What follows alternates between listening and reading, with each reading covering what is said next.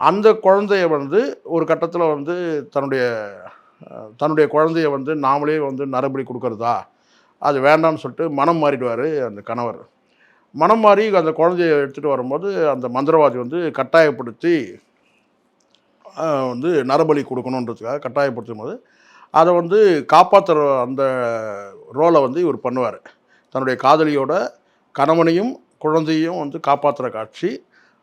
அப்படி ஒரு அனுதாபத்தை வந்து ரசிகருடைய அனுதாபத்தை வந்து இவர் விஜயகாந்த் பெறுவார். நரபலி சம்பந்தமான ஒரு படம் அது. அதுக்கப்புறம் அவரும் இறந்துருவார். குழந்தை மட்டும் காப்பாற்றப்படும். கணவனும் இறந்துருவார். இவரும் வந்து விஜயகாந்தும் இறந்துருவார். அந்த குழந்தையோட அந்த அம்மா வந்து அப்படியே வந்து ஒரு கடற்கரை ஓரத்தில் ஒரு சிலையாக இருப்பாங்க. அப்படி தான் அந்த கதை. ஒரு நரபலி சம்மந்தமான படம். இதில் என்னென்னு கேட்டிங்கன்னா, சண்முக பாண்டியன் நடித்த படத்தில்னு கேட்டிங்கன்னா, நரபலினா உங்களுக்கு தெரியும், நிறைய நரபலிலாம் வந்து நம்ம பார்த்துருக்குறோம். பலவிதமான நரபலிகள் இருக்குது. ஆடு, மாடு, கோழி இதெல்லாம் சொல்லிட்டு. இந்த படத்தில் ஒரு வித்தியாசமான ஒரு முயற்சி பண்ணியிருக்கிறாரு அந்த இயக்குனர். என்னென்னு கேட்டிங்கன்னா, யானையை வந்து நரபலி கொடுக்குறாங்க